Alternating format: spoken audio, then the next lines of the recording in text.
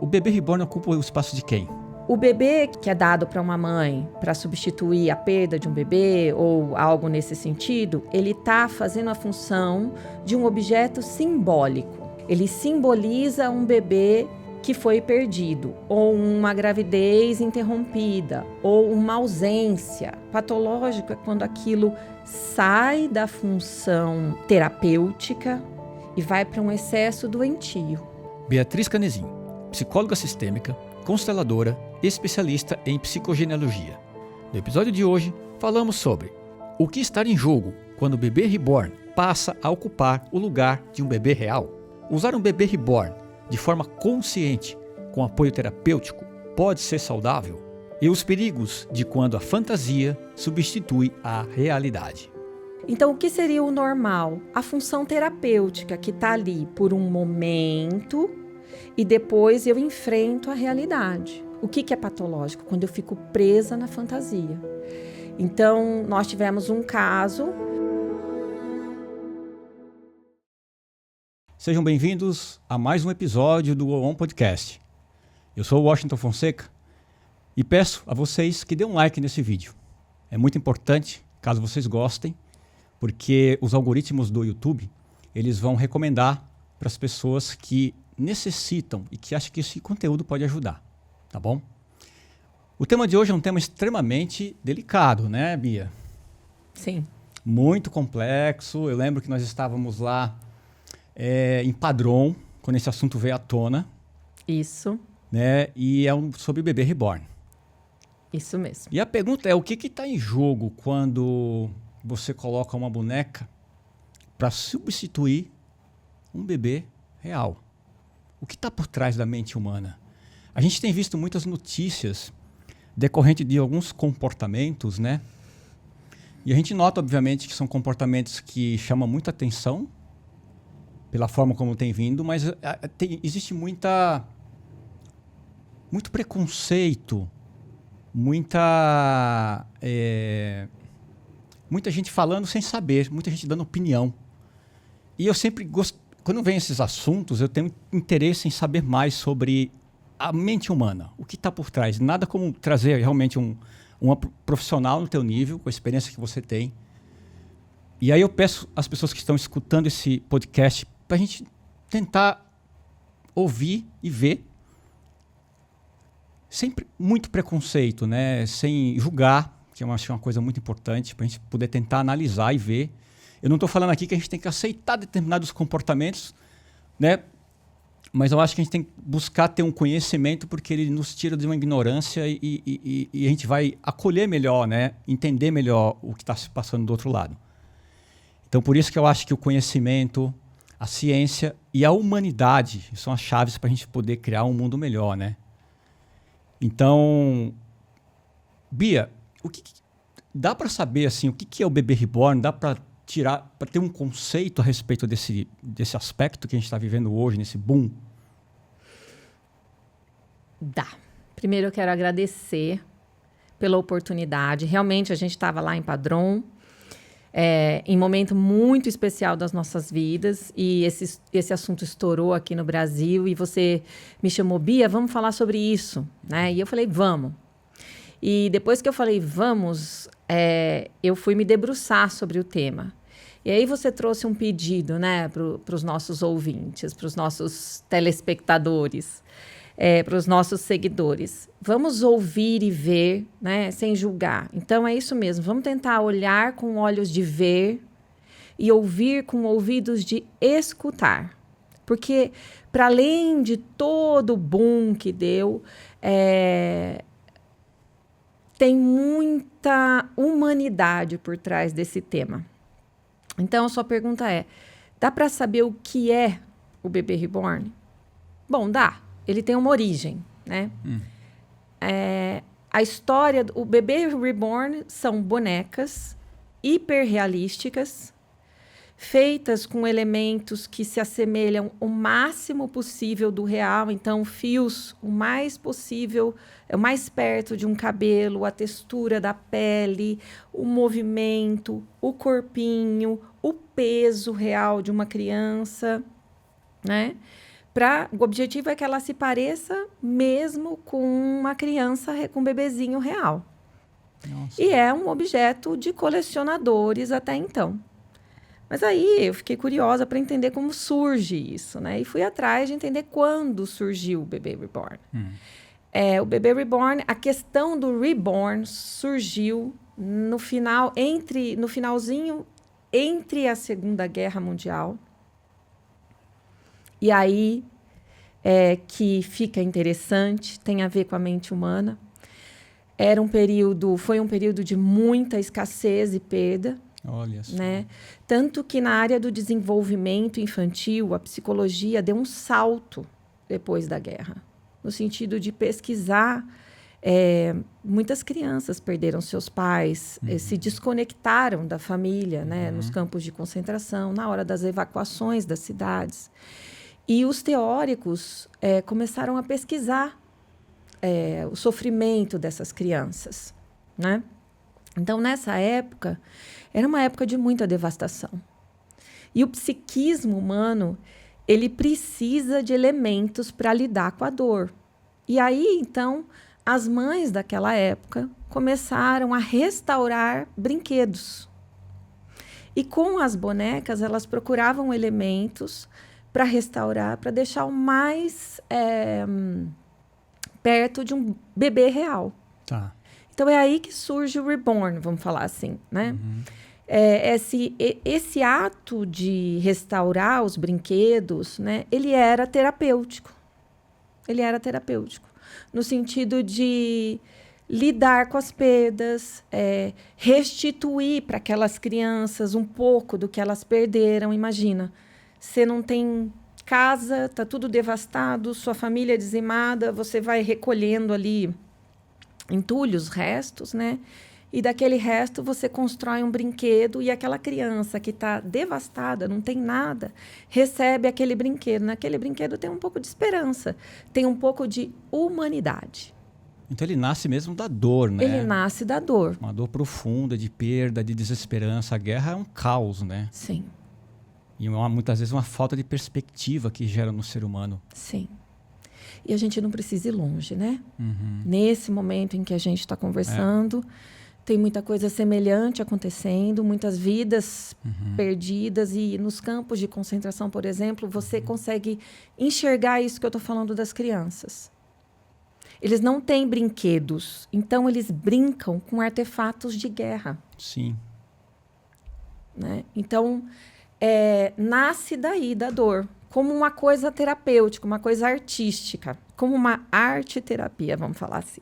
Interessante. E será que nasce, eu estou pensando aqui, ali já tem um propósito de nascer de maneira... Porque ela é artesanal, né? A forma como você me descreve, a gente olha, elas são hiperrealistas, né? E aí, tudo que é artesanal leva tempo, pesquisa. Você falou de peso, eu não sabia de peso. Que o peso, até o peso para imitar um bebê real, tem. E acredito que hoje até os próprios acessórios, né? Hoje... Vem junto, né? Mas, mas aí, isso é um ponto interessante.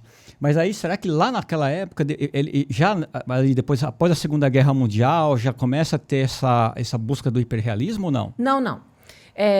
A tentativa era, com os elementos que eles tinham, deixar o mais próximo de uma boneca possível, né? Vamos pensar que eles estavam restaurando brinquedos. E aí isso vira uma prática, uma artesania, né? Um artesanato. Mas isso estoura na década de 90, nos Estados Unidos. Com artistas que se interessam por essa prática, então vão atrás de desenvolver materiais, o tipo da borracha ideal, do silicone ideal, e isso se torna um artesanato, como uma pintura, como um patchwork, como aquele dos azulejos, esqueci o nome.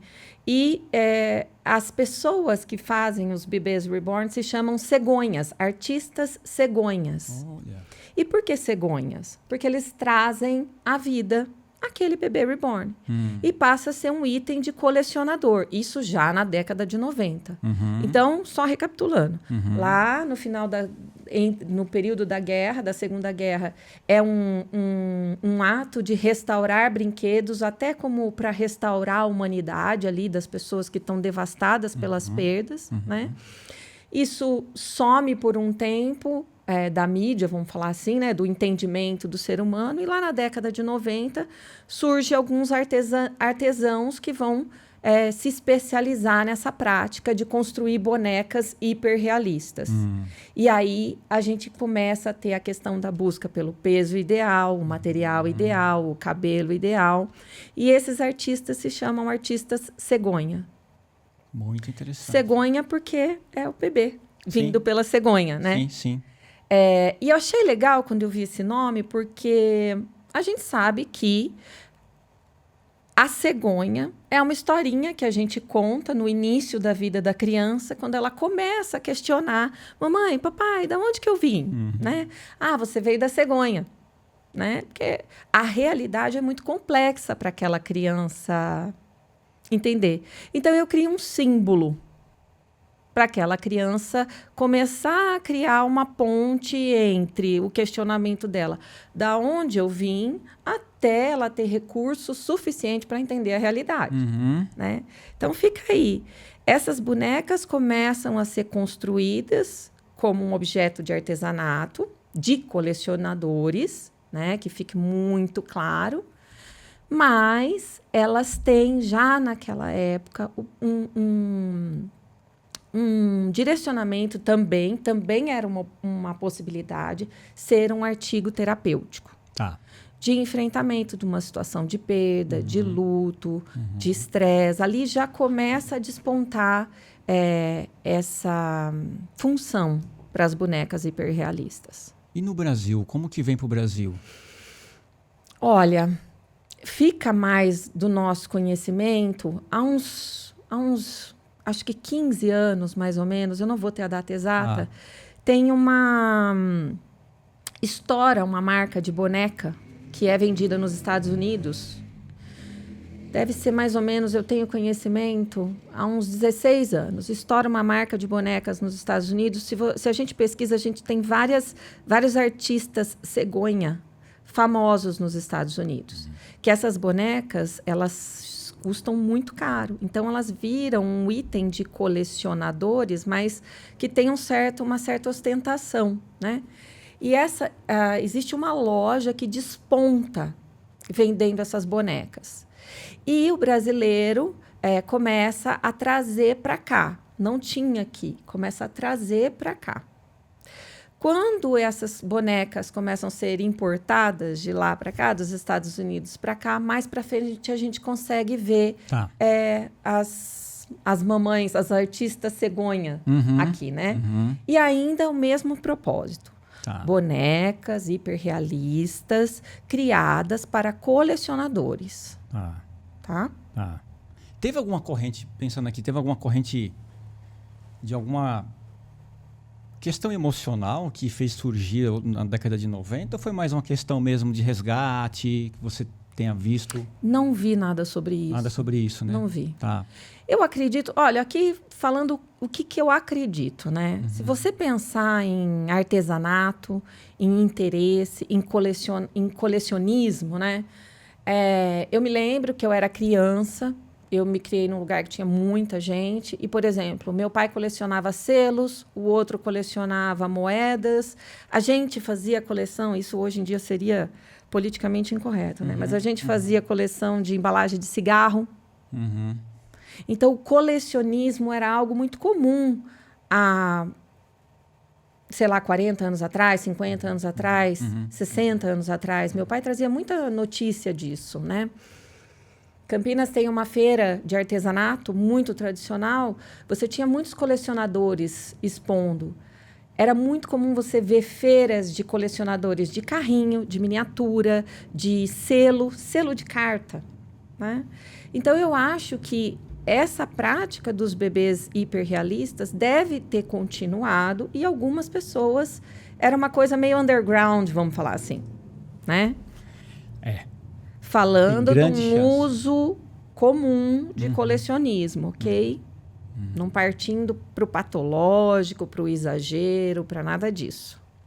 E aí no Brasil teve um boom aí que deu agora, né? Quais foram as notícias que a gente tem aí que trouxe esse grande exagero da mídia? Não sei se a palavra é exagero, mas trouxe uma estranheza de algumas atitudes, né?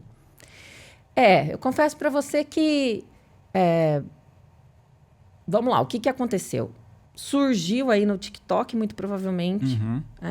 Não é uma rede que eu estou inserida, então surgiu no TikTok a questão do reborn, uma pessoa fazendo um parto de um bebê reborn. E aí, o que a gente tem na rede? Qual que é o fenômeno da rede social hoje em dia?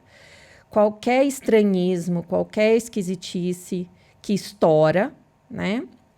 Ela dá lucro. Então, o que a gente sabe é que... vamos lá, vamos voltar um pouquinho para o patológico. O que estourou? Foi isso. O que é patológico? Fala aqui, porque aqui o apresentador aqui ele é meio limitado. Viu? Vou então, voltar. Traz o que é patológico. Vou voltar. Só você me perguntou, como é que foi esse boom? Foi isso. Estourou nas redes sociais uma mulher fazendo um parto de um bebê reborn. Aí apareceram pessoas fazendo festinha de bebê reborn, reunião de bebê reborn, como se fosse uma criança com uma vida real. Um bebezinho, mãe de um bebezinho real, tendo uma vida real. Tá. E isso pipocou nas redes sociais. E foi parar no jornal, tanto que a gente ouviu isso lá na Espanha e em Portugal. Né? Existe também, existia e existe já no underground, então, na Deep Web, aí existiam funções menos respeitosas e honrosas para bonecos hiperrealísticos. Tá. Então, aí eu entro para definir um pouco o que é o patológico. Então, primeiro, vamos voltar para a utilidade, então, de um bebê hiperrealístico ou de algo que entre na substituição, ali na função de ajudar a elaborar um luto. O bebê que entra, sei lá, que é dado para uma mãe para substituir a perda de um bebê ou algo nesse sentido, ele está fazendo a função de um objeto simbólico. Né? Ele simboliza um bebê que foi perdido, ou uma gravidez interrompida, ou uma ausência. Né? Bia, o que é patológico? Patológico é quando aquilo sai da função terapêutica e vai para um excesso doentio. Né? Então, vamos pensar assim. Existe um filme, trazendo mais leveza para cá, né? Tem um filme de 1997 que se chama A Garota Ideal, daquele Ryan Gosling, que ganhou bastante prêmios por La La Land e tal.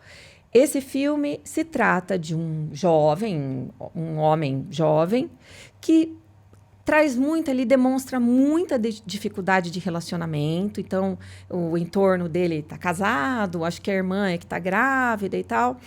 E ele tem tanta dificuldade de relacionamento que ele compra uma boneca realista, uma boneca do tamanho de uma mulher, com cabelo. E ele passa a se relacionar com aquela boneca. Ele veste ela, ele bota ela na mesa para jantar com ele, para assistir televisão com ele. E aí os amigos começam a ver e acham que ele está pirado.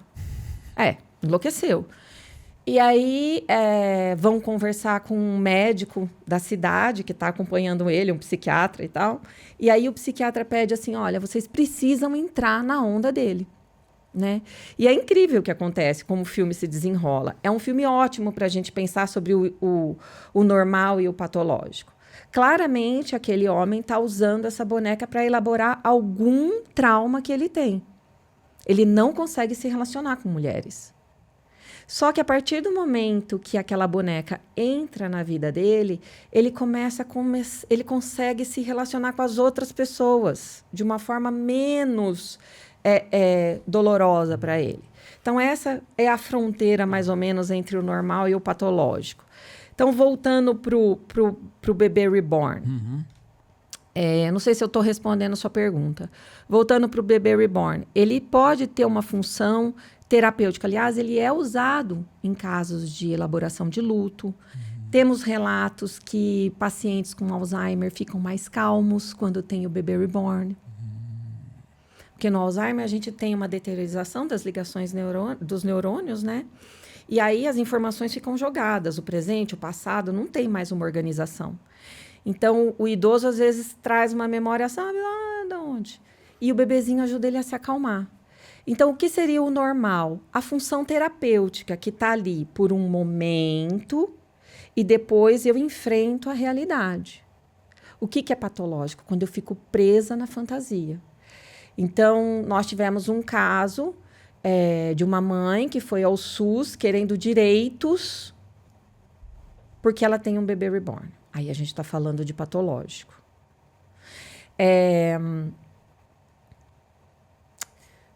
Essa fronteira... Vamos lá. Entre o real e o patológico, eu acho que é o grande X da questão. E aí, observando, eu também vi algumas notícias, né? Que teve bebê real sendo agredido porque uma pessoa achava que era um bebê reborn. Então você começa a perceber também aí a patologia, de alguma maneira, alguma atitude de alguém que também não está bem mentalmente, a ponto de se agredir sem saber o que é o que não é. Então começa a gerar uma série de atitudes complexas, né? Aí a gente tem a interferência das redes sociais, da mídia. Uhum. Esse é um fenômeno que eu acho que a gente não pode deixar de falar. Mas eu quero explorar um pouquinho mais a questão do simbólico para os nossos... eu vou voltar aí. Mas eu quero explorar um pouquinho mais a questão do simbólico para eles. Tá. Porque... Voltando, né? Quando eu tenho uma disseminação de informação, o que é a rede social? Qualquer coisa passa ali. Uhum. É 1 minuto de qualquer coisa. Então, é 1 minuto de qualquer coisa aonde eu ponho uma fração da mamãe com o bebê reborn, uma fração das amigas se reunindo com todos os bebês. Eu não conto a história, o contexto, da onde veio aquilo, nada disso. Tá ali, é um circo. E aí, por que todo mundo vai naquele circo falar daquilo da mesma forma, sem ter base, sem se preocupar qual é o contexto, quem era aquela pessoa, qual era a situação? Porque isso eleva o meu nome lá no algoritmo e eu ganho dinheiro com isso. Então, aí a gente tem a mercantilização das emoções, tá? E isso, assim como esse cara que saiu... que já não estava no estado mental dele bom, porque ninguém sai agredindo ninguém, que dirá com um bebê, seja de plástico ou de... Ninguém agride ninguém de graça, então ele também já não estava bem. E essa notícia largamente divulgada, de novo, uma fração, entra nessa questão da mercantilização que eu estou te falando, que o bebê reborn escancarou. Essa é a verdade. Ele escancarou esse termo, só não viu quem não quis. Por isso que eu adorei a oportunidade do podcast, porque a gente vai poder falar sobre isso. Sim, sim. Sabe? Então, esse momento da fronteira entre o normal e o patológico escancara a nossa fragilidade de crítica, de avaliação da realidade. E você sabe que, eu não sei se faz sentido, mas eu pensei aqui nessa questão de... Em 90 começa a surgir as bonecas, dessa corrente de pensamento, né? Se a gente parar para pensar, a partir de 90 começa as pessoas terem acesso às redes sociais e isso começa a escancarar o quê? O que está dentro delas, pôr para fora, através da atitude, seja atitude física, através da palavra, de uma série de coisas que a gente vê hoje, as pessoas ficam muito horrorizadas. Será que o ser humano foi sempre assim? Ou as redes sociais deram voz a essas pessoas? Então, é muito interessante a sincronicidade das coisas, né? Mas você sabe que eu fui fazer uma pesquisa sobre isso, né? E aí a gente tem... Se a gente for pensar no Brasil, 1990, eu posso estar errada, mas se eu não me engano, em 1990 a gente tem a questão do Mercosul. No mundo está acontecendo a globalização. Então a gente começa a mudar. Eu me lembro claramente que um filme era lançado nos Estados Unidos, ele chegava no Brasil 6 meses depois. Nossa, demorava muito mesmo. Quem tinha alguma coisa que passava na televisão era Deus. Então as coisas levavam um tempo para acontecer. Então você entrava numa empresa para trabalhar, você ficava a vida inteira naquela empresa. Esse era o objetivo. Eu vou estudar para conseguir uma vaga de trabalho, eu vou me aposentar. Uhum. Eu vou casar até que a morte nos separe. Tudo era muito permanente. Uhum. Com essa abertura de mercado, com a revolução tecnológica. E aí, em 1969, foi o aparecimento da internet. Com a divulgação da internet, que aí eu ganho agilidade na informação. Aí o que está acontecendo lá, está acontecendo aqui. É o mesmo momento. Aí a vida do ser humano começa a mudar. Então, você vê que em menos de 80 anos, não dá 100 anos, uns 80 anos mais ou menos, o mundo deu um salto quântico. A quantidade de informação, de elementos que a gente tem que gerenciar ficou muito maior. E aí, nesse processo, existem teóricos, filósofos, estudiosos que dizem que o mundo deixou de ser uma coisa sólida, estável, para uma coisa instável. Tanto que a gente tem o Bauman, que escreve sobre a sociedade líquida, o amor líquido, né? Aquilo que se desfaz em fração de segundos. Aquilo que é e já não é. E aí a gente começa a ter essa mudança de comportamento. Uhum. E as redes sociais escancaram essa dor. Só que aí que tá. Elas foram pensadas para esse ser humano. Foram pensadas para atingir o ser humano numa fragilidade específica dessa mudança. Então, que fragilidade é essa? Com essa hiperexposição, eu não tenho mais o campo do privado, o que sou eu, meu, e o que é do mundo. Eu vou perdendo a noção de quem sou eu, então. Eu vou perdendo a noção de pertencimento, porque para pertencer eu preciso ser e ter algumas coisas, então eu vou me sentindo cada vez menos pertencente. E acontece um fenômeno para nós, né, da teoria sistêmica, interessante. Curiosamente, isso acontece na medida em que a gente vai se distanciando da árvore também. Onde as nossas referências, que é a nossa ancestralidade, a nossa árvore genealógica, vão ficando muito ultrapassadas. E aí eu começo a buscar modelos de fora. Você vê que a gente deu um 360 aqui, mas ele fala como que essa mudança do mundo está interferindo a gente num cerne muito central, que é a nossa identidade, a nossa capacidade crítica, a nossa confiança de ser e estar no mundo. E é interessante porque quando alguém olha uma imagem, no final das contas ela está vendo o que está dentro dela, né? Com a própria lente que ela tem. E isso torna a coisa mais delicada. E às vezes as pessoas não pedem a oportunidade de ficar calada. Isso é muito grave.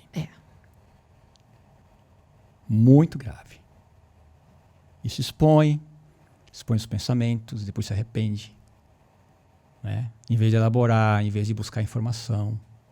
Porque hoje em dia na internet você tem possibilidades aí de buscar muita coisa. Sim, muita coisa boa. Ninguém vai falar hoje que eu não tenho condições, não tenho possibilidade. Todo mundo tem acesso a um smartphone, à internet e capacidade de buscar e pensar e discernir as coisas. Então tem. Agora, você me falou uma coisa bem interessante, que durante a Segunda Guerra Mundial surgem muitos pesquisadores, sim, né,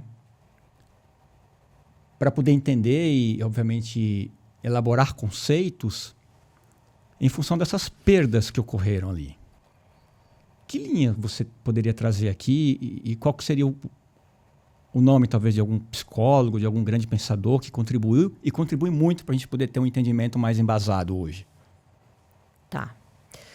Vamos lá.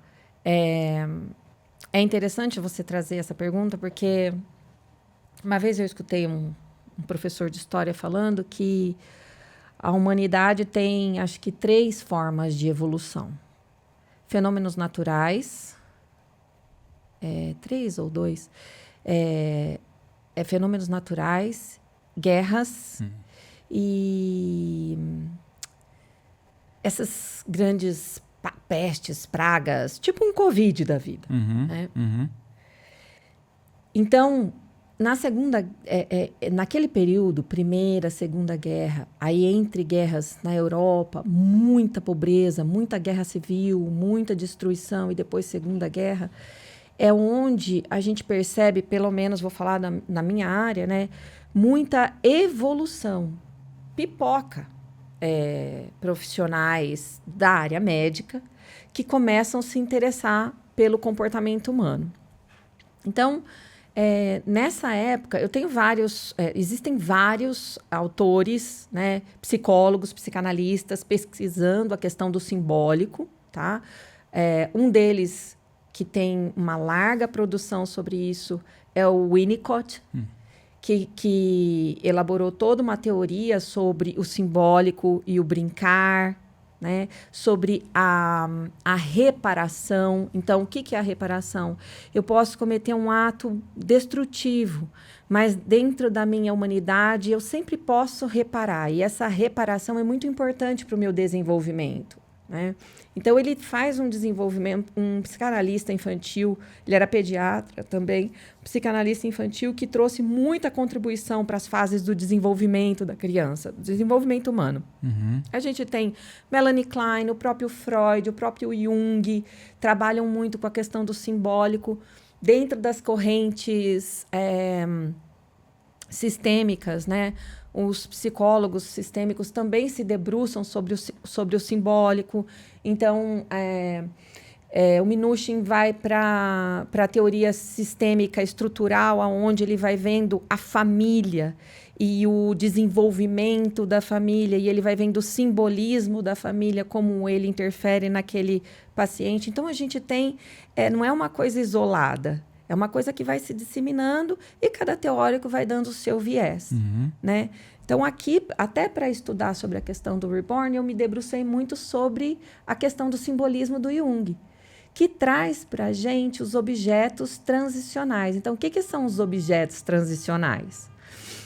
São coisas, objetos que eu adoto para me apegar, para me ajudar a elaborar a realidade. Então, vamos lá, vamos pegar o bebezinho.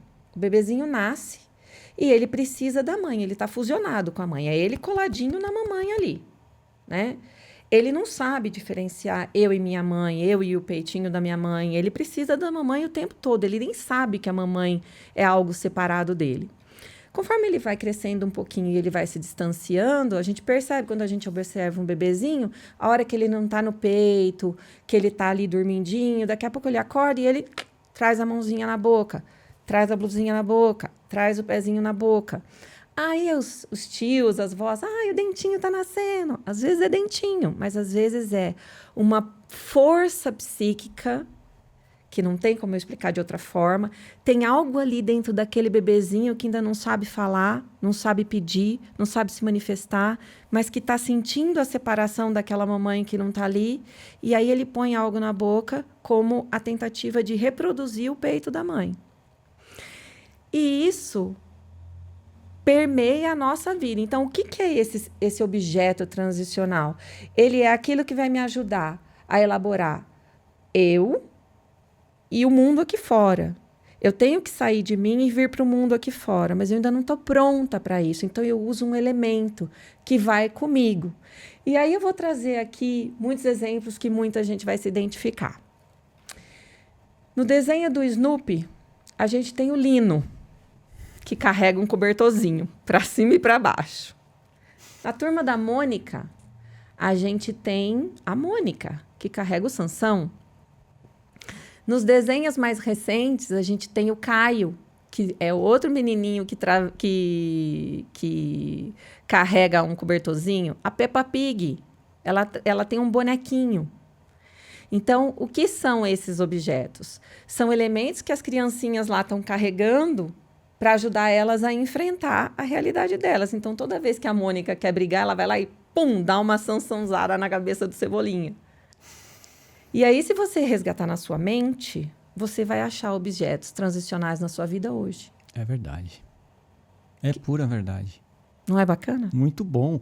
Aí eu estou pensando aqui, essa questão dessa conexão, dessa fusão com a mãe, seria uma fome emocional, né? Porque a mãe, ela nutre a criança. Veja se minha ideia está aqui, se a minha conclusão está correta ou não. Me corrige, por favor.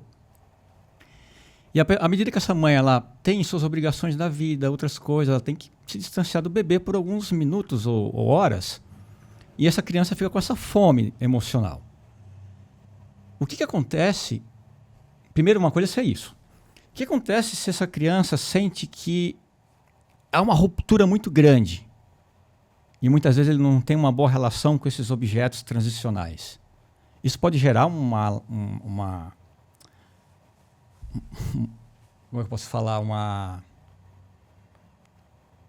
Um problema, uma questão assim profunda na psique da criança, de sempre sentir que está faltando algo, difícil de preencher.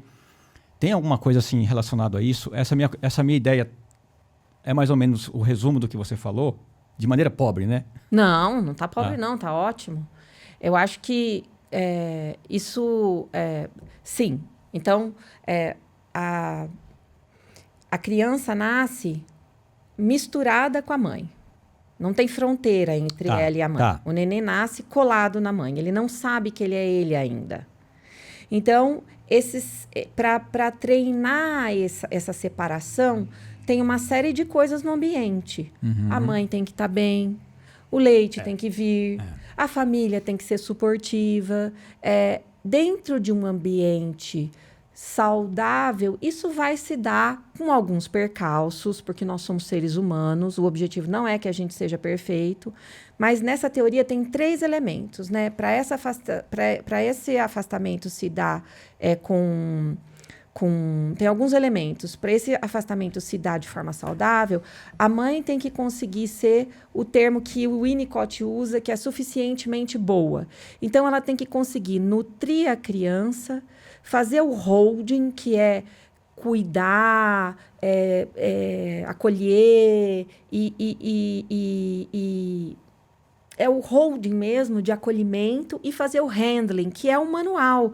Entender que é a hora do banho, que é a hora do sono, que é a hora do colinho. Então, a gente está falando de um ser humano que tem que estar muito preparado ou com uma rede muito boa para fazer esse holding, esse handling, para que esse desenvolvimento aconteça de uma forma suficientemente boa. Vamos falhar. Ponto final. Ponto final. Né? Só que num ambiente saudável, vamos falhar e esse impacto não vai ser tão nocivo assim para a criança. Então, eu vou ter uma criança que vai mamar na mamadeira até os 12 anos de idade. Eu tenho alguém que vai fazer xixi na cama até os 15 anos de idade. Nossa, é alguma coisa psíquica, é alguma coisa da pressão psíquica, tá? Mas é um mal menor.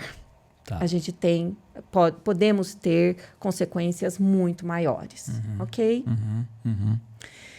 E aí, eu não sei se eu posso emendar. Pode. Isso pode se dar na fase adulta também. Então, vamos pensar num objeto simbólico de uma cena tenebrosa. Uma mãe que perde um filho. Poxa, aí é complexo. É uma dor que não tem como explicar, né? E aí a gente vê casos, por exemplo, de mães que perderam seus filhos e o quarto, por exemplo, da criança permanece intacto. E aquela mãe entra naquele quarto, mexe na coisa do filho, da filha, fica ali um tempo, né? E aí, depois daquele tempo, ela vai elaborando a dor com a ajuda da família, com a ajuda de psicólogos, né? Vai ficando pronta para dar adeus para aquele filho. E aí ela vai lá e desmonta aquele quarto. Esse quarto funcionou como objeto, como elemento, como lugar para ela elaborar esse luto. Ele seria um objeto transicional, então? Ele é um espaço que ajuda ela a lidar com esse luto. Então, quando a gente, voltando para o bebê reborn, quando a gente fala de uma perda gestacional, que é algo novo de se falar, né?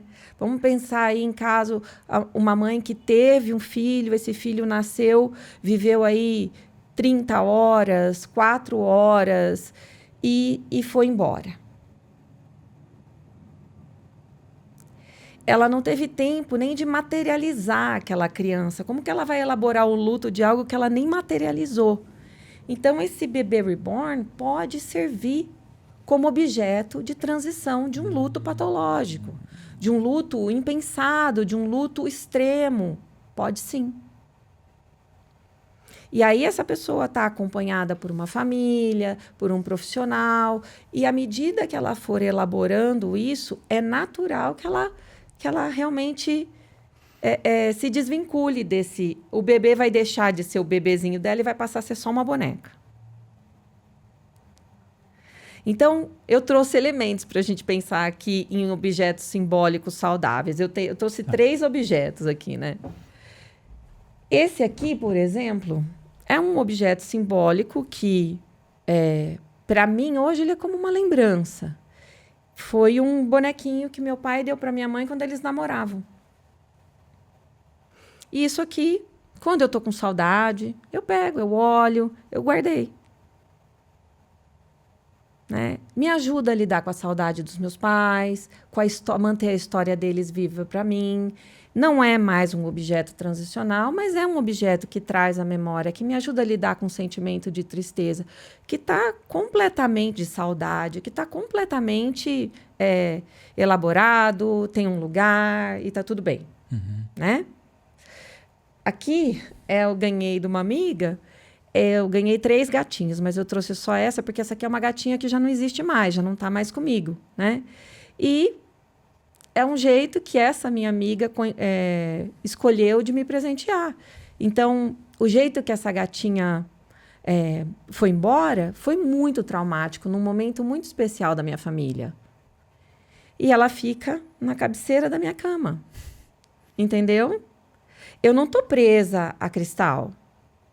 Tem outros gatos, amo os meus gatinhos, não reproduzo nada do que eu fazia com ela, com os meus gatinhos, mas ela está aqui. Né? E esse aqui é um objeto que o meu filho usou muito. Então, ele ganhou antes dele nascer, quando a gente montou o quarto dele, a gente comprou o Caco, que já até desbotou, coitado. E depois que ele nasceu, o Caco ia com ele para a escolinha quando ele precisou ir para a escolinha. O Caco viajava com a gente. Quando ele estava doente, o Caco ficava na sala. E depois foi transitando. Deixou de ser o Caco, passou a ser um avião. Depois foi um dinossauro. Depois foi Hot Wheels. E foi mudando até a hora que ele não precisava mais de elemento nenhum. Então, por exemplo, a criança leva o brinquedo dela para a escola. É um objeto de apego que ele leva para estar com outras crianças. É muito desafiador estar com outras crianças. Então, estou trazendo exemplos que não são só de traumas, né? Então, esse ato simbólico de recorrermos a objetos para nos ajudar a lidar com a vida real, ele é muito comum. Às vezes é uma situação extrema, de um luto, de uma perda, de uma escassez.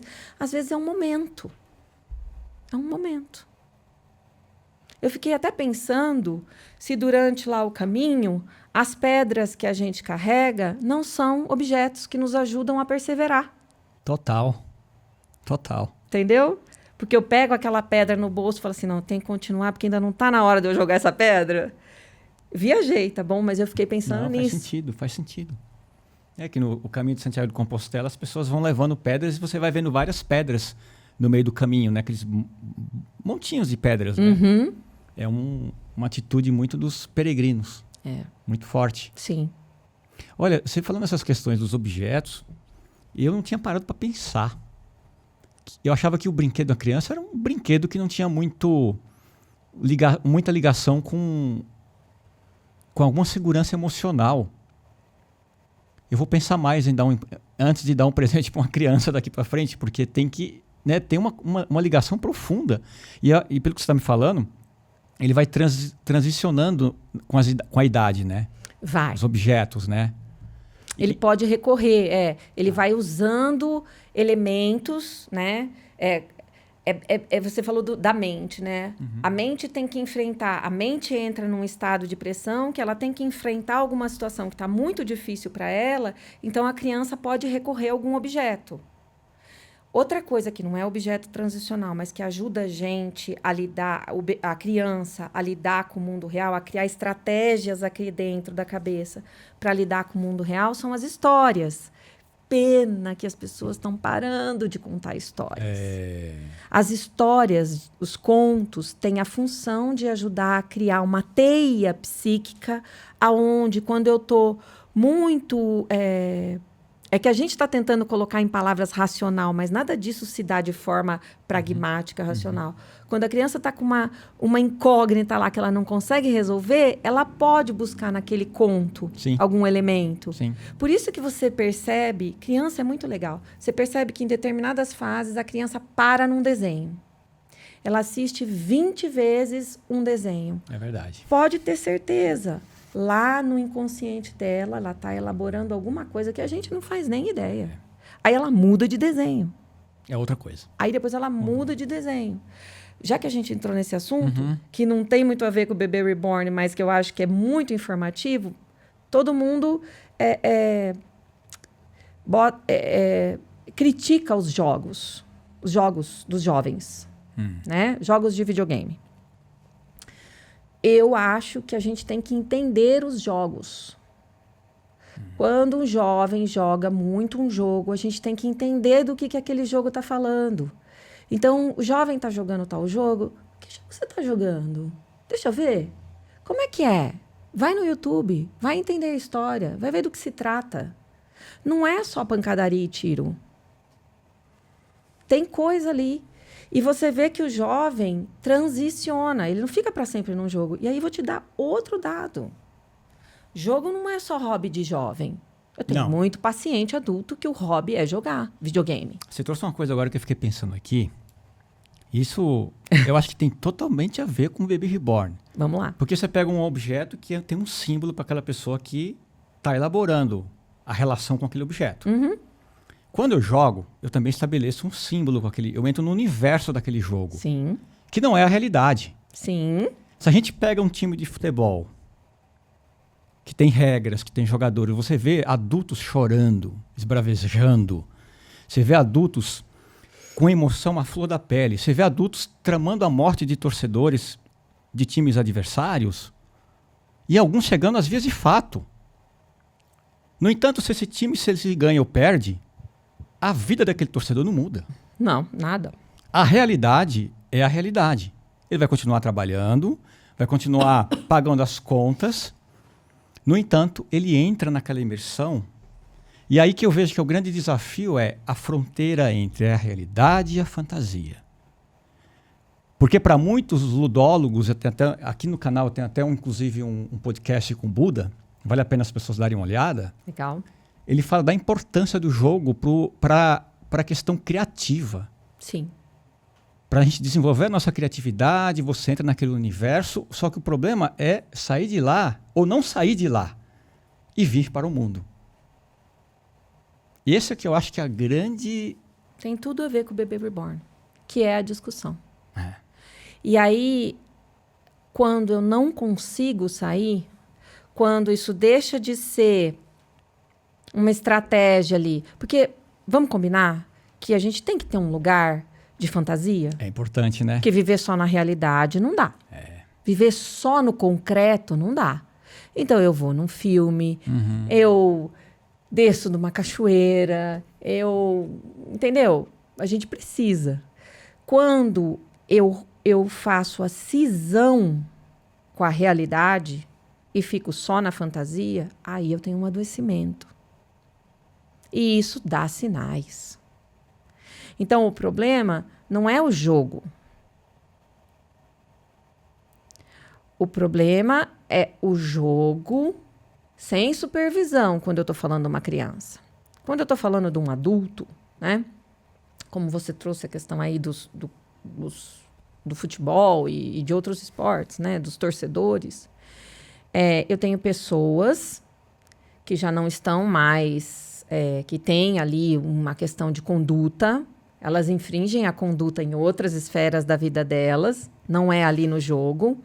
Ela passa num sinal vermelho, ela pega algo que não é dela, ela sonega, ela mente, ela trai, ela tem condutas de desvio de condutas, e aí ela acredita que ela pode agredir o outro torcedor.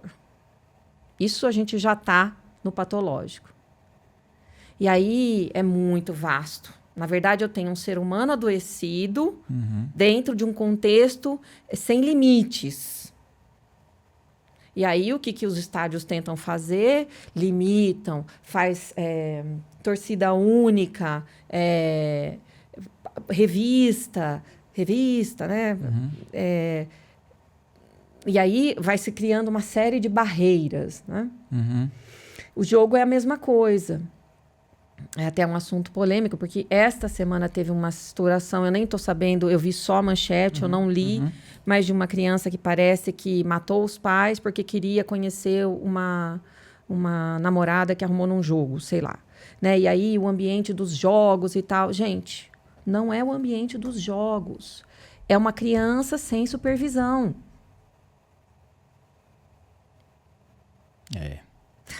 E se a gente parar para pensar, o Baby Reborn pode se encaixar dentro dessa lógica, né? É muito fácil a gente criticar um grupo de mães, de mulheres, que se reúnem... A foto. Um grupo de mulheres que se reúnem num parque para fazer o aniversário da Joaninha, que está fazendo 6 anos e é um bebê reborn.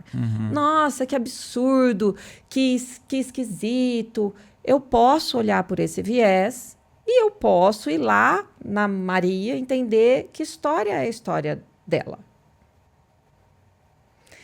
O recorte é muito nocivo. Pode ser realmente que a Maria cindiu com a realidade. Não sei. Mas por quê, né?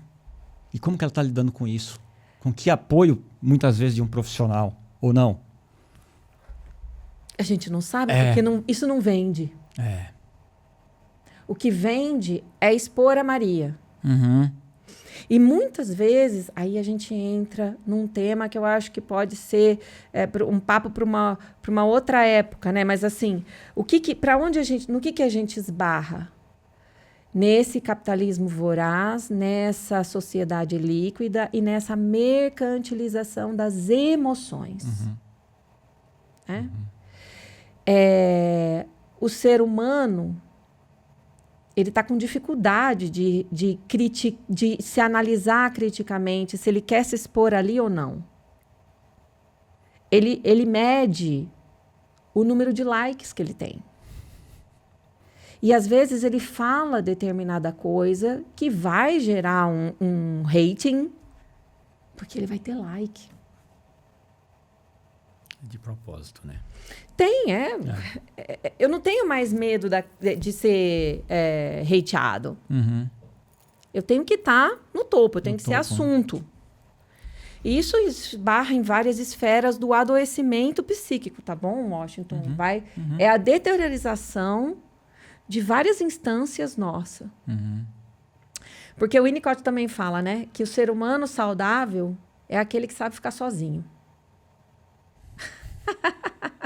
E no mundo de hoje, a gente não sabe mais ficar sozinho. Só que a gente nunca teve o ser humano nunca foi tão solitário quanto ele é agora. As pessoas desaprenderam se relacionar. Então, vamos voltar para o Baby Reborn. Vamos voltar para Maria e para a reunião das mãezinhas lá que estão fazendo aniversário das crianças Reborn. Tá bom?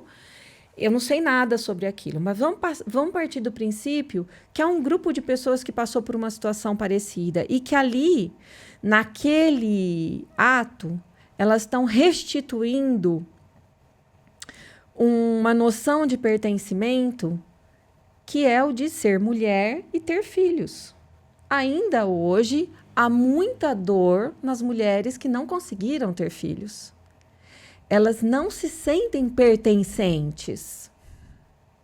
E é muito comum, na verdade, você estar numa rodinha de conversa e alguém fala assim, e aquela lá tem 45 anos, não casou, não tem filho, tem algum problema, hein? A gente escuta isso. É doído. É doído e é doido. né? Ao mesmo tempo que eu tenho uma mulher que é instigada a ser independente, fazer escolhas, dona do corpo dela, dona da sexualidade dela, ela se sente muito excluída quando ela não casou ou quando ela não teve filhos. É como se ela tivesse falhado. Eu escuto muito isso no consultório. Eu falhei. E às vezes a gente faz um comentário sem saber Sem perceber. o peso que aquilo tem, né? Esse que eu te falei agora há pouco. Então, vamos pensar que essas mulheres podem estar elaborando ali esse senso de pertencimento. Uhum. E aquilo, por um tempo, pode ajudar elas a se fortalecer para voltar para a sociedade e encarar a sociedade. É isso mesmo. Eu não consegui ter filhos. Sem pedir desculpa, sabe? Sem se sentir menos. Uhum. Ah, você tem filho? Ai, não. Ah, eu não pensei sobre isso. Eu estava focada na minha carreira. Quase pedindo desculpa, sabe? É um efeito. Poderia ser um uso. Uhum. Uhum. Num contexto terapêutico, sob a supervisão de algum propósito. Olha, eu acho que seria muito bom. Crianças autistas, elas andam, às vezes, com objetos de apego, de transição de apego. E até tem os cães. Tem a história do cão-guia, eu não vou lembrar o nome do cachorro que anda com neuroatípicos, né? Mas tem essa possibilidade. Então, a gente vem evoluindo nessa questão. O problema é que, na fração daquela imagem que eu vejo, eu faço comentários de muito julgamento e eu posso cometer várias desumanidades, né? E por que eu acho que isso tudo acontece? O ser humano está desaprendendo a lidar com as emoções.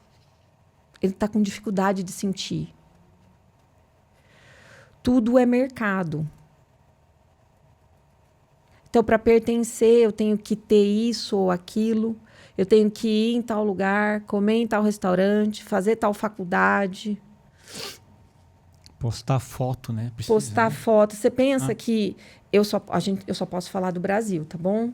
Você vê que a coisa tá tão louca que a gente prepara os nossos filhos, a gente escolhe escola primária pensando na faculdade, pensando no futuro da criança.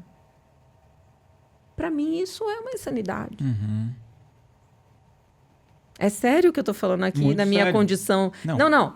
Para mim, eu estou dando a minha opinião. Sim. Como Beatriz. Para mim, isso é uma insanidade, porque eu estou colocando os carros muito adiante dos bois. Sim. Né? Essa criança está aqui agora, no presente, ela tem que brincar.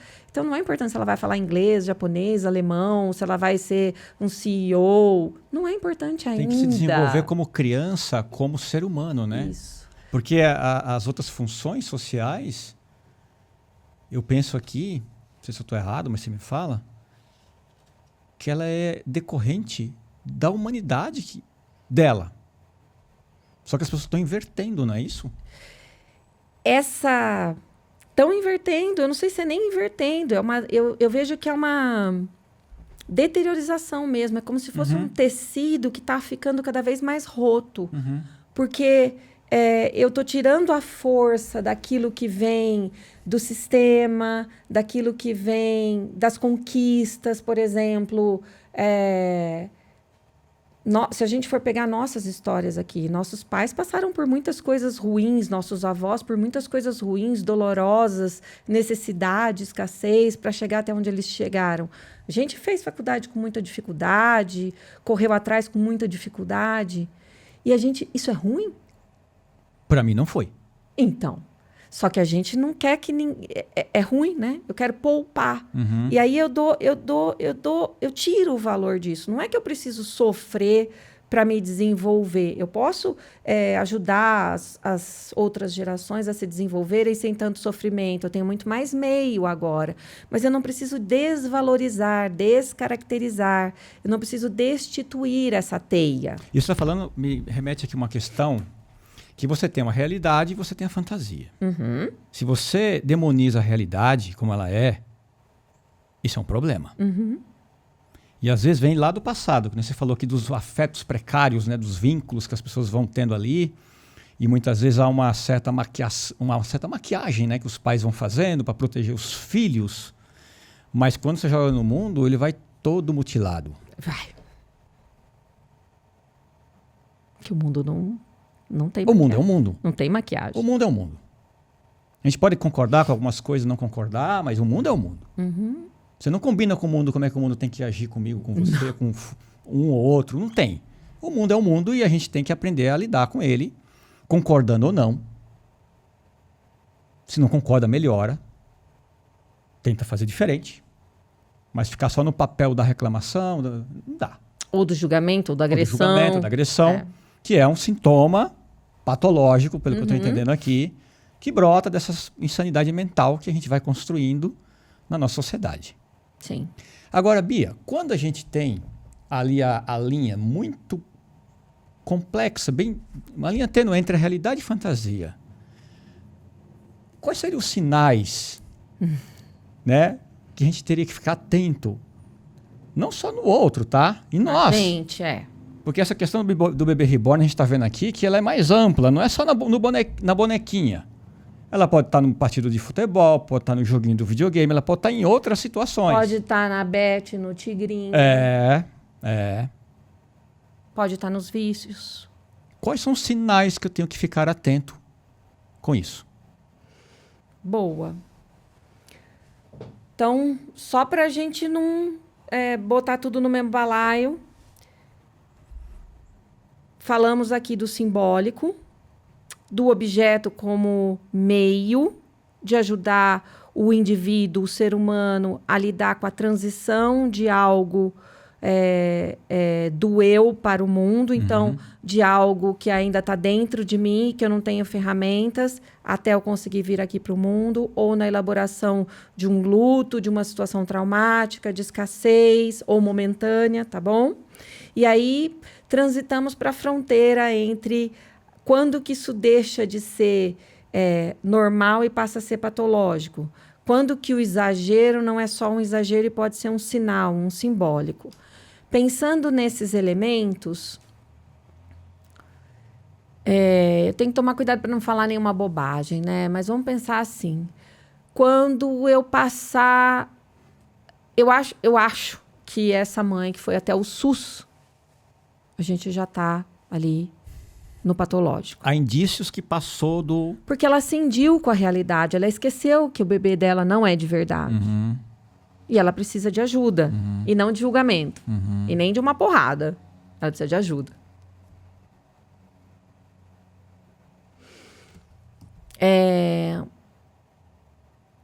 É muito engraçado, né? A criança, quando ela pega a chupeta, tem a fase de ajudar ela a sair da chupeta.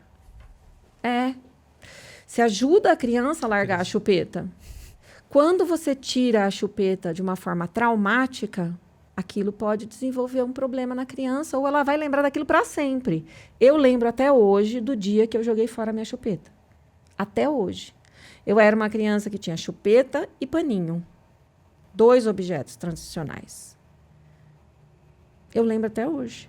Não foi traumático, tá bom? Mas eu lembro. Porque nada substituía o paninho e a chupeta. Eram objetos de apego, eu era uma criança apegada. Como que isso poderia ser patológico? Não sei, talvez eu não conseguisse ir para a escola, talvez... Então, a criança que tem muita dificuldade de se relacionar, o ser humano que está com muita dificuldade de se relacionar, vamos pensar... eu quero tentar não ir para o caminho do vício, né? Então, vamos pensar nas redes sociais, nos aplicativos de relacionamento. Tá bom? Quando você conversa com as pessoas solteiras, ele fala assim, não, você tem que ter um Tinder ou um aplicativo de relacionamento. Ninguém mais se conhece de forma natural.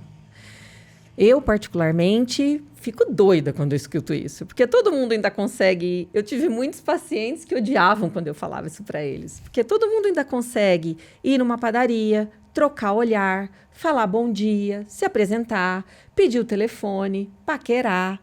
Só que lembra que eu falei que essas nossas habilidades estão se deteriorando? Eu estou perdendo a capacidade de lidar com a hipótese de que, puxa, ele vai me dar um toco. Dane-se, eu vou pro próximo. eu vou tomar um fora. Tudo bem, eu choro 2, 3 dias, fico triste, mas depois eu supero. Eu xingo, eu ouço música, mas eu supero. Então, hoje, o Tinder é um catálogo, onde eu seleciono quem eu quero. Ou alguém me seleciona. Baseado em coisas que eu tenho ou não tenho, que estão escritas lá, ou que a pessoa está vendo. Eu virei uma mercadoria. E aí, o que acontece? Quando a gente pesquisa um pouco mais, tem-se a notícia de que ele tem um algoritmo que é feito para você não encontrar a pessoa no primeiro match. Porque se ele fizer os matches corretos, ninguém mais vai usar o Tinder. Entendeu a mercantilização da emoção?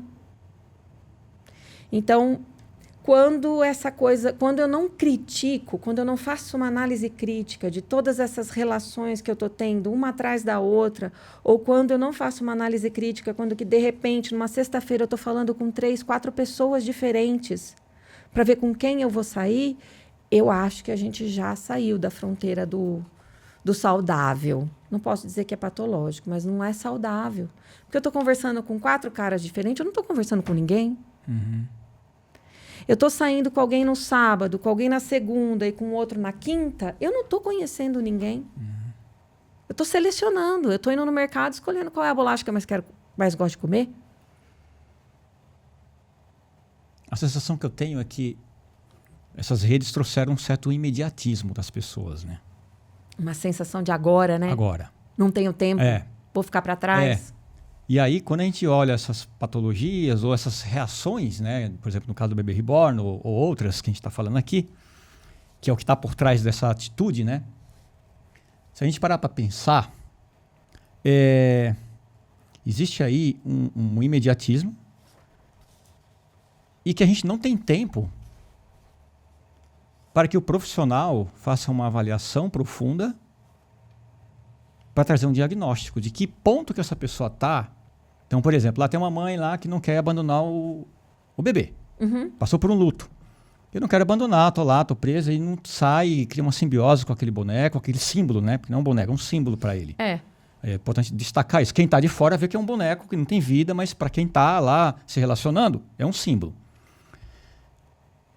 E aí, o olhar de quem não é um profissional já olha e já põe um carimbo. Pum, tem um problema, é isso, é aquilo, é uma louca, um louco, e fica com aquilo. Por que eu estou falando isso? Tem uma pessoa que eu conheço que tem um filho, e esse filho ele tem indícios de uma questão autista. Bem leve, mas tem. Uhum. Levou no profissional, o profissional já bateu o carimbo, não tem. Levou no segundo, ele olhou, ficou um tempo analisando, falou assim: mãe, é o seguinte, vai para casa, eu não tenho ainda um diagnóstico. Eu vou precisar ele ver mais de uma vez. Olha que legal. E ela entendeu, né? Não cobrou nada dele, não apressou, falou, tá bom, eu vou trazer de novo. E ele não deu nenhuma previsão se a próxima visita vai trazer um diagnóstico. Porque não é só dar o diagnóstico, né, Bia? É que ponto que está também, né? Na régua lá de 0 a 100, onde que está? Para fazer uma coisa mais pessoal, mais personalizada, entender aonde que está a patologia, em que momento que está, para poder ajudar. Isso é difícil, hein? E a gente precisa de ajuda, viu? Porque é muito complexo a gente olhar para nós mesmos. Como é que eu vou olhar para mim e ter essa consciência do problema que eu tenho emocional? Olha, tem que pedir ajuda. E eu ainda vejo muita gente resistindo, gente sofrendo, chorando, relacionamento indo mal, carreira desabando, os projetos de vida, ficando doente. E um egoísmo muito grande. Porque quer agora. E acha que vai resolver com a força da vontade. Essa é outra coisa. Tudo depende da sua força de vontade. Então, então, isso eu acho bem, bem delicado, né? E como que aí que eu vejo que entra o profissional, né? De poder fazer uma avaliação mesmo, mais profunda e ajudar mesmo, né? Para que essas mulheres ou homens trabalhem com esses vínculos, né? De uma maneira saudável e consiga, que nem você falou, deu o exemplo do filme, né? conduzir essa pessoa para uma autonomia e jogá-la para a reguinha mais do meio, do equilíbrio. Que também não adianta muito ir só para o campo da realidade nua e bruta, senão a pessoa fica amarga, chata, azeda, ou ficar só na fantasia que ela não consegue ter um discernimento da realidade. E também ninguém vai querer se relacionar com ela, né? Porque ela tá, tipo, Peter Pan. Boa colocação. Assim... Não é só o diagnóstico. A gente não fala mais nem em diagnóstico, porque pelo menos bons profissionais já não trabalham mais. Na verdade, assim, não posso falar bons profissionais, né? O mundo pede um diagnóstico, porque você tem o convênio, porque você tem a escola, porque você tem um tratamento multidisciplinar. Então, você precisa... O mundo dos homens precisa de caixinhas ainda. Né? Mas os profissionais entendem que o quadro é muito mais amplo. Então, esse médico, esse segundo profissional que essa mãe foi, ela pode ficar tranquila que ela está em boas mãos. Porque ele precisa de mais tempo para entender essa criança. No caso do espectro autista, né, a gente tem que entender aquele cenário. Aquela criança, é uma avaliação neuropsicológica que você faz, não é o meu campo, então eu posso estar falando uma bobagem aqui, mas a grosso modo eu sei que é uma avaliação neuropsicológica que você faz. Esse entendimento dessa criança traz para os pais um caminho, puxa, então agora esse é meu filho, e isso dá um norte, ok? Só que isso leva tempo. Lógico. E é a mesma coisa para adultos, tá? Como agora a gente tem muita informação, os adultos que conseguem fazer aí uma avaliação neuropsicológica entendem por que eles têm tanta dificuldade de executar uma tarefa ou de ter organização, enfim, entendem um pouco como a mente deles funciona. Nossa, então é por isso que eu sou assim? Não é porque eu sou doido, ou porque eu sou procrastinador, ou porque eu sou bagunceiro. E aí a pessoa se encontra... Lembra lá a história do pertencimento? Ela se encontra, ela se vê e ela... Com bons profissionais, ela não vai se tornar o diagnóstico e ela vai desenvolver ferramentas para lidar com a realidade dela, que é uma realidade de alguém que tem um cérebro hiperestimulado, tá bom? Agora, vindo para as questões mais psíquicas, né? Mais... que não tem uma particularidade, né? No dia a dia. Esse senso de imediatismo, isso está muito ruim mesmo. E aí, o que eu posso te dizer é, como psicóloga, né? O que eu vejo. Algumas pessoas chegam querendo mesmo ajuda, mas elas ainda não têm tempo. E elas vão atrás de soluções instantâneas, ok? É até interessante que, como profissional... que conhece a constelação, que pratica a constelação, que estuda sobre constelação, a constelação não é uma ferramenta milagrosa. Ela não vai resolver sua vida numa sessão de 2 horas. Ela vai te dar ferramentas para você olhar para as suas questões. E aí você tem muito trabalho.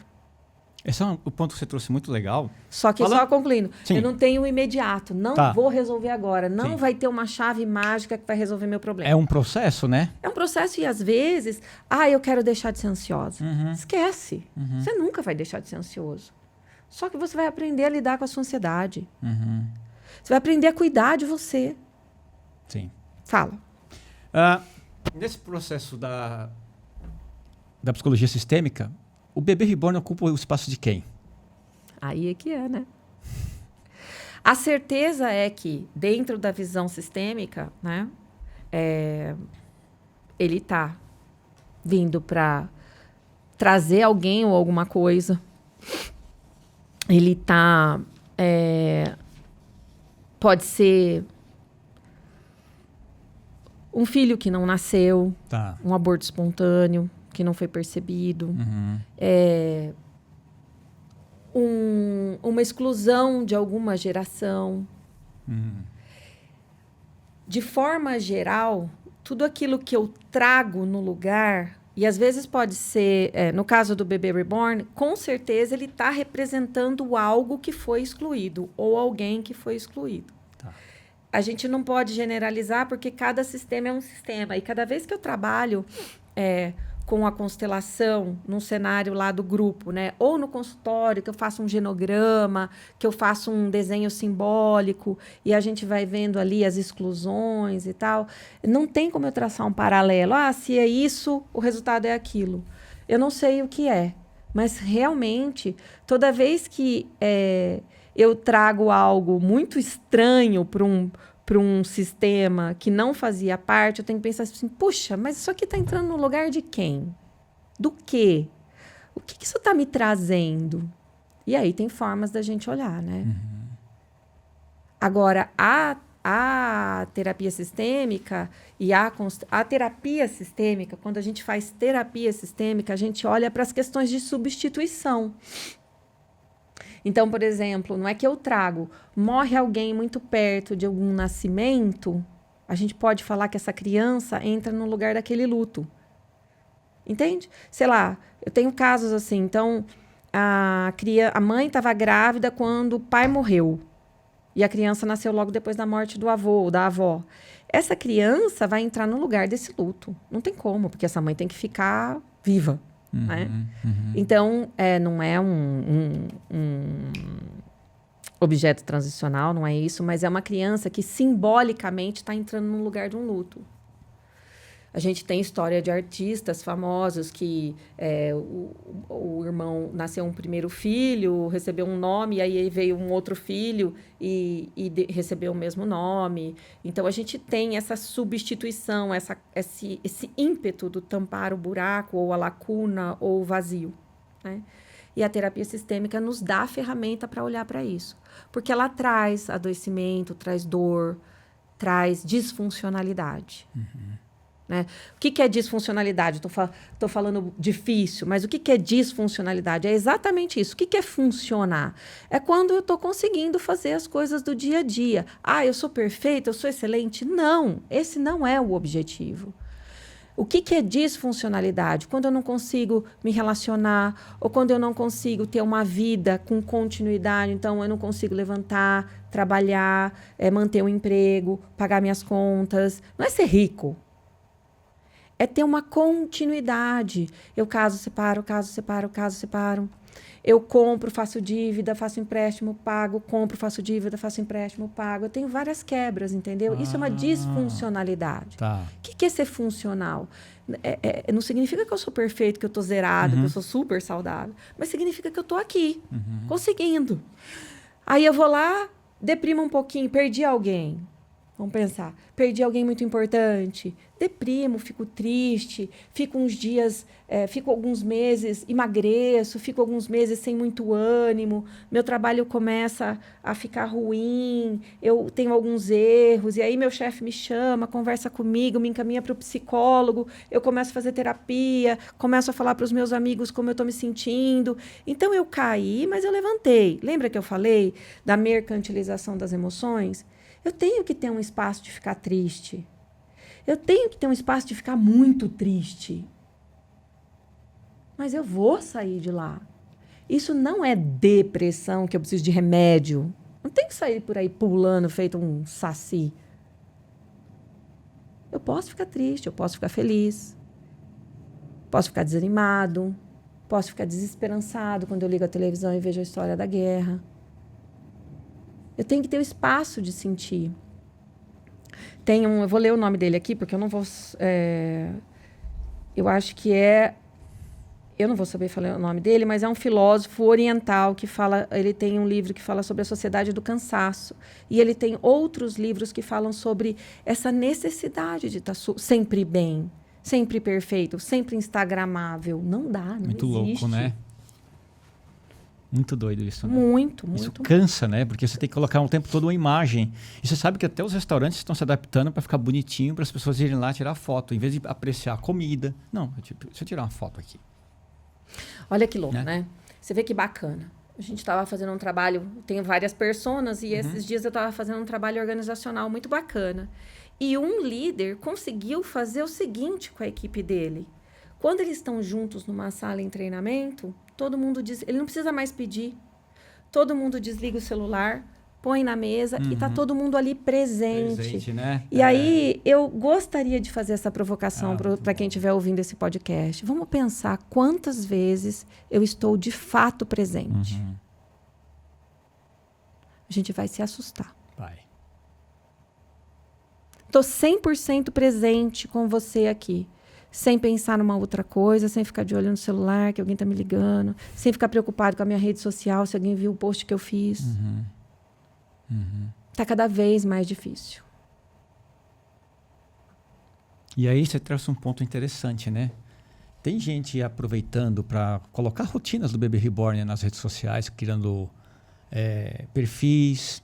Gera muita audiência? Eu acho que gera. Acho que gera, porque bombou.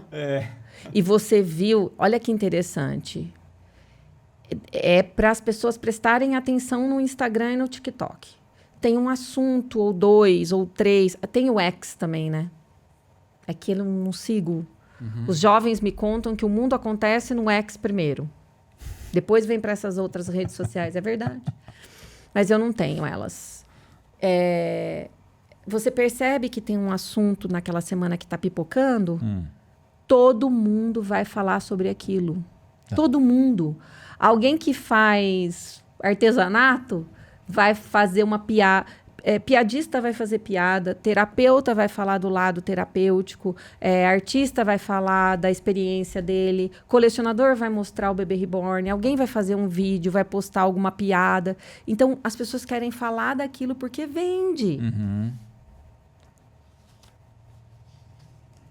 Então, essa é uma hiperexposição que faz, é o que a gente falou um pouco atrás. O campo do privado, do eu, não existe mais. Então, essa é uma coisa para pensar. Eu não estou criticando, estamos refletindo. Eu não tenho uma opinião sobre isso. Eu não tenho uma opinião ainda sobre o quanto se coloca ou não dos outros. Eu tenho uma opinião sobre mim, mas dos outros eu não tenho. Lógico. Mas vamos pensar no grupo de mães que se reúnem com os bebês reborn. Será que elas precisam postar? Não é uma coisa do privado delas, não é uma coisa delas. A pergunta é, por que elas se expõem? O que elas querem com isso? Será que elas estão refletindo sobre isso? Nós estamos falando de adultos. Se eu fizer essa mesma pergunta para um adolescente, não dá. O adolescente hoje, ele se sente coibido a postar na rede social. Tanto que quando você tem um adolescente que não posta muito, todo mundo fala, ele é muito low profile, ele é muito... Tem outros termos, né? Eu não vou saber. Mas, ele não tem nada no Instagram dele, ele não posta nada, ela não posta nada. Porque aí não dá para saber o que ela está fazendo, né? Então, a minha pergunta, o que eu gostaria de deixar como reflexão aqui é o quanto... Porque é irreversível. Não vai voltar atrás. Nós não vamos extinguir. Está aqui. O quanto eu preciso fazer uso disso. Tanto para o bem quanto para o mal. O quanto eu preciso me expor. E acho que mais do que me expor. O quanto que eu preciso consumir disso. Isso é grave. O quanto esse consumo que eu estou aqui está me ajudando. Então, acho que as pessoas que viram essas notícias, fizeram piadas, o que isso mudou na vida delas? Isso acrescenta, né? Elas foram atrás de entender alguma coisa sobre o Bebê Reborn ou só fizeram reposts e comentários vazios de crítica ou de elogio? Para quê? Acho que a gente tem que se questionar do conteúdo que a gente consome. Lógico. E esse nosso bate-papo me fez perguntar muito, né? Me trouxe a curiosidade, olhando de uma forma sistêmica para esse ser humano que está na minha frente hoje.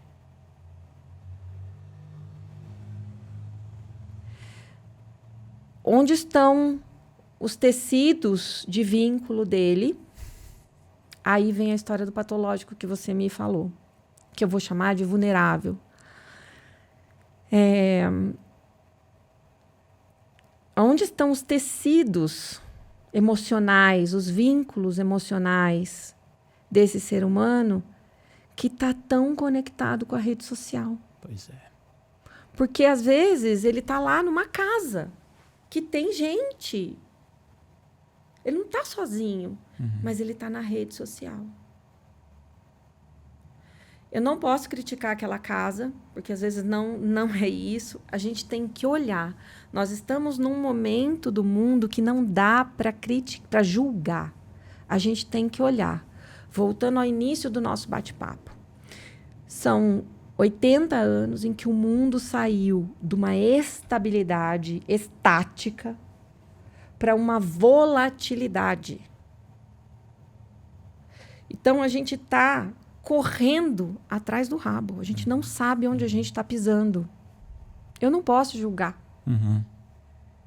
E a arte, a música, a arte marcial, o lúdico, são elementos que nos ajudam a lidar com isso.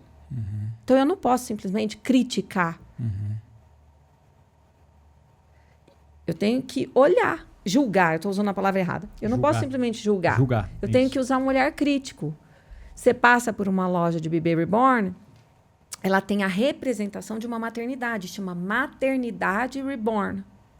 São aqueles carrinhos de maternidade com bebês vestidinhos, bebês dos mais diversos tipos. Você vai lá e encomenda o seu bebê. E o grande público é criança. É criança. Criança que vai brincar de boneca. Eu não quero criticar aqui o brincar de boneca. Existe corrente que fala que é uma massificação do papel da mulher, existe outra corrente. Tem um lúdico ali. Aquela criança pediu uma boneca hiperrealista. Aquela criança ganhou. Vamos olhar para esse fenômeno. Aqui tem um outro ponto. Um bebê reborn pode custar R$5.000.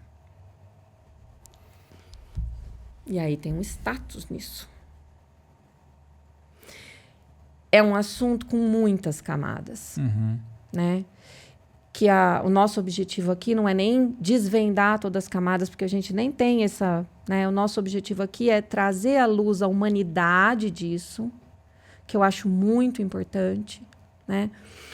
Dizer que tem ferramentas para a gente pensar sobre isso e não sair por aí indiscriminadamente falando bobagem.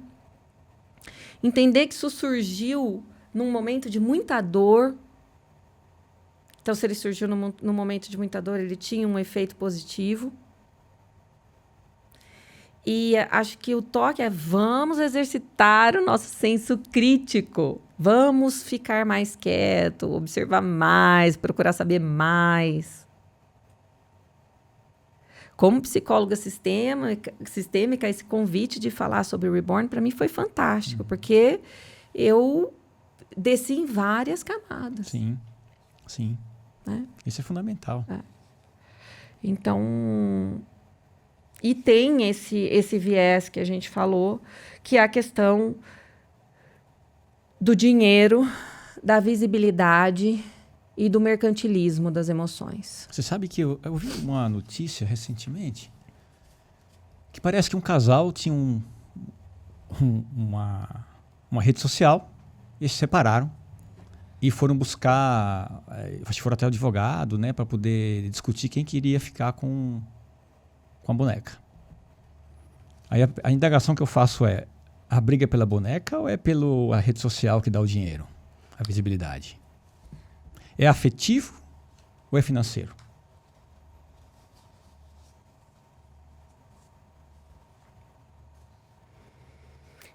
E aí a gente envolve a reflexão.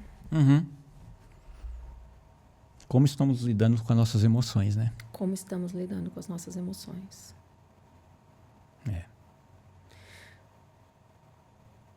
Talvez não estejamos lidando com as nossas emoções.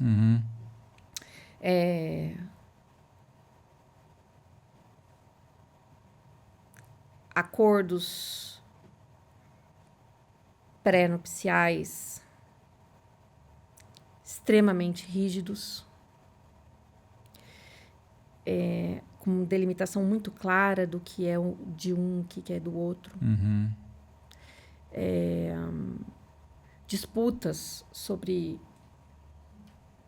cachorros, pets, e eu não estou longe de mim questionar aqui a afetividade que um bichinho traz pra gente, né? Um relacionamento tem muita coisa envolvida e se pega amor mesmo. Mas é isso, quando eu entro numa disputa insana por algo, o que tá em jogo ali? Porque quando tem uma conjugalidade, quando tem um sentimento, quando tem uma emoção, a gente vai chegar num ponto. Vai. 100% dos litígios, vamos falar assim, né? Eles não é pelo objeto. Não é. É porque eu quero ferir o outro. É por outro motivo. E eu acho que você trouxe um ponto, um pouco atrás aí do tempo, né? Eu não tenho tempo para me perceber e eu acabo fazendo essas coisas. Eu nem me pergunto por que eu estou entrando naquela disputa, ou porque eu estou postando aquilo, ou porque eu estou me expondo, ou porque eu estou expondo meu colega, enfim. Nossa, muito legal, hein? A gente trouxe um tema e ele está muito entrelaçado, né? Essa questão do bebê reborn, com atitude, com outras coisas. Falamos de muitas coisas aqui que às vezes a pessoa pode pensar assim, pô, mas acabou falando de litígio, acabou falando de time de futebol, acabou falando de outras coisas, mas está tudo conectado, né? O lúdico, o brincar, né? Essa questão da fronteira entre fantasia e realidade, como que a gente deve lidar, né? Com nós mesmos, né? E com próximos. Se a gente vê alguém que está muitas vezes tendo algum certo, dentro do nosso julgamento, crítica, pô, tá saindo um pouco da realidade, né? Como ajudar, né? Como permitir que essa pessoa vá buscar uma ajuda profissional, alguém que tem experiência, que está amparado pela ciência, por grandes pensadores, como você falou, que começou lá na Segunda Guerra Mundial, né? Por ali surgem os grandes pensadores, né? Que vai entender um pouco mais sobre a infância, sobre a pedagogia. Já vinha, né? Já vinha, né? Já vinha. Então, a gente tem muita ferramenta hoje para lidar com isso, né? Então, cabe a gente entender como essas coisas estão entrelaçadas e como isso respinga em outras áreas da vida. Que a gente trouxe muito aqui, então eu até espero que os nossos espectadores entendam, a gente não fugiu do tema. Não. A gente tem uma linha central aqui e é importante que as pessoas façam esse exercício de entender o que está por trás. Senão o cara vai começar a ver, mas o cara fugiu do tema, mas saiu, não sei, não fugiu não. Está totalmente lá. E é um exercício fazer não é só o podcast aqui, qualquer coisa, entender as camadas mais profundas de alguma coisa. Hoje todo mundo está vendo só a superfície. É isso que aconteceu. A pessoa reposta, ela leu lá uma frase e acha que aquilo se trata daquilo, e não é. 1 minuto de atenção. 1 minuto de sua atenção. Eu prestei atenção e passo para frente. Prestei atenção. Fantástico, Washington, é isso. É muito mais profundo. O tema central é o simbólico, a fantasia e a realidade. O simbólico no meio disso como ferramenta, né? A explosão e a hiperexposição de um tema, né? Que foi banalizado, que foi ridicularizado e que tem um propósito. E tudo tem limite entre o bom e o ruim, o saudável e o patológico, o uso comedido e o uso indiscriminado. Tudo na vida é assim. A gente é assim com comida, com bebida, com gasto, com trabalho, com tudo, né? O ser humano está sempre ali na linha. Então, eu acho que a gente manteve o tema o tempo todo e o tema mostra para a gente como é sensível a questão das redes sociais e como eu tenho que manter a minha crítica aguçada. Porque senão eu me perco. E tomo um partido X ou Y. Eu me desidentifico de mim mesma. Eu me perco de mim mesma. Você trouxe assim, né? A fronteira entre o real e a fantasia. Gente, o Instagram é um mundo de fantasia. E eu tenho que manter ali o meu senso. Eu tenho que ficar presente para entender que eu estou ali. Entrei para ver alguma coisa. Opa, já vi. Deixa eu voltar para a vida real. Isso com o adulto é difícil. E com os jovens é mais difícil ainda. Né? Tem sido um trabalho muito forte que eu tenho feito de educação. Eu estou até montando um material que eu vou imprimir e vou distribuir gratuitamente nos lugares, falando sobre dicas de como lidar com as redes sociais. Muito bom. A gente, inclusive, pode marcar mais para frente uma mesa para falar só sobre esse tema. Acho que vale. Tudo bem. Porque as redes sociais estão aí, elas não vão embora. E elas podem ser um lugar de diversão, elas podem ser um lugar de informação, de divulgação, mas eu tenho que aprender a me relacionar. É verdade. Muito bom. Eu acho que o tema permitiu muito que a gente trouxesse um olhar para os nossos objetinhos aqui de ajuda, né? Com certeza. E não banalizá-los. É verdade. Acolher. Trouxemos também um pouco da nossa humanidade, né? Da nossa vulnerabilidade, da nossa dificuldade de lidar com a realidade. É isso aí. Muito bom. Eu vou deixar os seus contatos na descrição do vídeo. Tá bom. Quem tiver interesse em contactá-la, vai estar lá, o Instagram, vai estar lá, acho que o que mais você quer que deixa lá? O WhatsApp, e-mail? Pode deixar meu e-mail. O e-mail, né? E meu Instagram, porque as pessoas me contactando por lá, eu entro em contato. Tá. E acho legal também, a gente pode deixar alguns autores que serviram aqui para embasar a nossa conversa, se as pessoas quiserem saber mais. Então, eu vou deixar lá o link do Winnicott, de algumas mães, artistas cegonhas, um pouco da história, um pouco desses filósofos que têm pensado a contemporaneidade. São assuntos muito legais para as pessoas lerem, irem atrás. Tem muito conteúdo legal no YouTube. Tem muito conteúdo legal já no Go On. Tá? Legal. Obrigado. Eu que agradeço. Adorei. Que bom. Até a próxima. Até, se Deus quiser e permitir. Com certeza.